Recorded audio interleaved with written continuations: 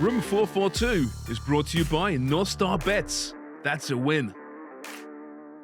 Well, it wasn't a loss, but it might feel like a loss for a lot of fans out there. Toronto FC up 1-0 against Minnesota late in the game once again, and Minnesota find a way and earn a point. Another draw, TFC's ninth of the campaign, Mikey. Bob Bradley said all the right things post-match. You know, the team did work hard. They probably deserved a bit more than that. But once again, they just cannot hang on to a lead. It's like, you know, it's been all this year. We saw it last year. We saw it 5 years ago, 10 years ago. What is the reason for this? And what is the mindset right now at TFC on the playing side? Yeah, this game specifically, it seemed like TFC were kind of stuck in their own end after going ahead.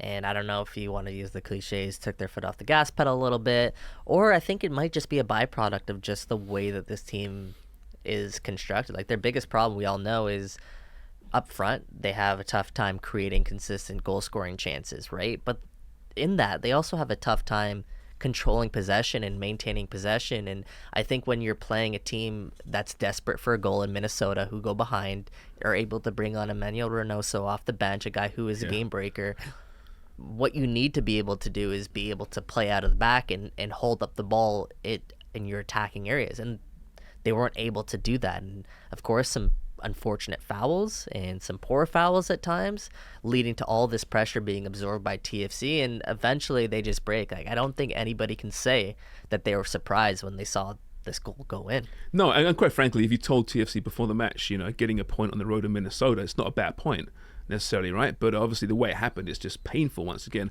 We talked off camera about this, and of all the injuries, you know, it hasn't been mentioned too often about Jonathan Osorios being out for so long. Yeah. He adds that control in the midfield. He retains the ball. He doesn't give the ball away. It's a huge loss, and I think it's a big reason why we see them keep on conceding goals late. Yeah, not only Jonathan Osorios, which I think everything you mentioned was spot on. Like, you can't replace Jonathan Osorios, but also Victor Vasquez in that essence too, right? If it wasn't Osorios, it would be a guy like Vasquez who they'd have in the midfield that can pull a lot of these strings and also link up well with Isiahs and Bernardeschi's. But now you're having to see Bernardeschi move closer to Lorenzo Insigne in order to maybe get a little bit more out of him. But yeah, you're right. The absence of Jonathan Osorios is really big. Also, Michael Bradley there, when we talk about this team not being able to see leads out, maybe Osorios and Bradley missing those guys adds to that, just based on the leadership and the stability that they bring in the middle of the park there. It's a good point. You put Ozo in there, and Bradley and Vasquez, and it's a different team. Now, listen, they struggled with Ozo and Bradley there early in the campaign as well, in fairness. But as for Vasquez, I mean, they signed an aging player who's got a history of injuries. They shouldn't be that surprised that he's not available. But it was a gamble, for sure. It was a gamble that hasn't paid off so far.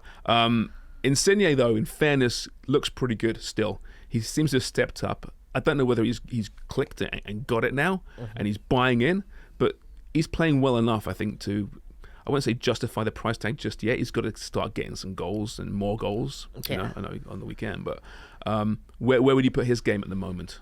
Yeah, much better these past 3 games than I think we've seen. As you mentioned, the buy-in, he's doing a lot more defensively, and I tweeted this out. Like, getting that goal on the weekend, I think, was so important for Insigne, who has been doing a lot of work the past 2 matches, just to feel a tangible reward. And what I mean by that, like, you can look back and that goal after he scores that, go look at what he does after. It goes right to his legs. It gives him that reinforcement that making those late runs into the box, that type of stuff is paying off. Tracking back defensively, that type of stuff is paying off. So for him to get that goal, I think is a good thing for him personally, and hopefully it does give him the will and the confidence and the desire to continue to make efforts like this. Because yeah, sure, you know, the team isn't necessarily getting the best results right now, but Insigne himself, like, he's standing out, and I think you need this type of Insigne if you're Toronto FC.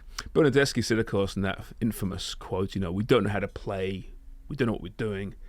He's now playing later in games centrally, get him a little bit closer to Insigne. Does that mean that Bob Bradley does know what he's doing and there is a way to play? Well, I think Bob Bradley does get a little bit of a bad rep for not being tactically flexible. Yeah. And I think there's been many times this season where Bradley has shown that he is willing to change up his system and try different things. Of course, ideally, he'd like to operate in a 4-3-3. We've seen him had success in Major League Soccer doing that with LAFC. That is the formation he'd ideally play. You have two prominent wingers, which it should work out. But when things aren't working out, and one of the things Bob Bradley pointed to is that he thinks Bernadeschi's played a lot of football lately. You bring him underneath CJ Sapong. In that match, he doesn't have to do as much running as he would have on the wing. You also have DeAndre Kerr, who has shown he can do really well on that right wing. You bring him on as well. So there's reasoning behind, obviously, the method. And, of course, I think one of the reasons is also to get those guys a little bit closer, the Insigne, Bernadeschi, so they're linking up a little bit more. It did work out. I think it led immediately to that first goal that TFC had. Maybe it's something they go to back in the future, but I don't think it's their ideal style of playing. You feel there's a bit of a calmness, though, descending upon the club compared to what there was 2 weeks ago. It's not perfect. We know that they're still dropping points. It's still crucial points, although they're just, a point back of Montreal now. They're not that far from the playoff spots. But do you sense there is a bit of a collective breath around the club? No. I don't. I don't, because I think this team is actually in a much worse position than it seems. Right now, when you look at the standings, if I pull it up here, they are 3 points back of a playoff spot. So on the surface level, that's one game. That's not too bad.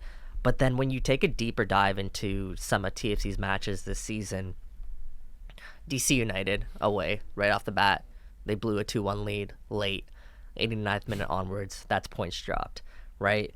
And then Atlanta United, they had a lead, allowed an equalizer. That's points dropped. Columbus at home had a lead, 1-0, allowed a second half equalizer. Points dropped. San Jose 0-0 away. Could argue they were the better team that day. Charlotte, they had a lead, points dropped again at home. Nashville 0-0 away. Argue they were the better team that day.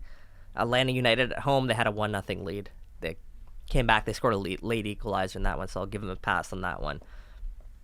Now, during this last stretch, Austin, that hurts, right? And then Chicago, midweek, that one hurts as well. This one hurts just as much as Austin, as that may have been said over the weekend. What I'm saying is, the way that this team is dropping points, that does something in the locker room. But also, TFC have had one of the easiest schedules in the league so far this year. So when we say TFC are dropping points, people might say, yeah, you know what, it's early in the season, so they can make these points up. Well, the rest of the way, TFC have not only one of the hardest schedules remaining in Major League Soccer, but they also are going to be able to be coming up on a stretch right now where they're going to be going into a run of 5-6 matches where they'll be missing a ton of key players due to the Gold Cup.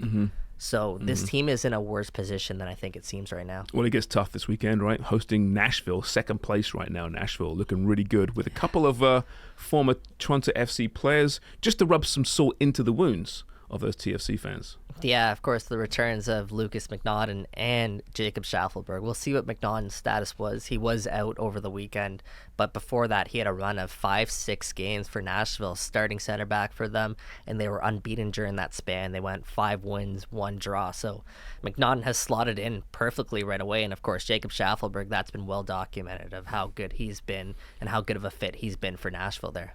Absolutely. Well, it's not over till it's over, Toronto FC fans, but the games are getting pretty real, and it ain't early anymore, but these points are points that they have to start taking.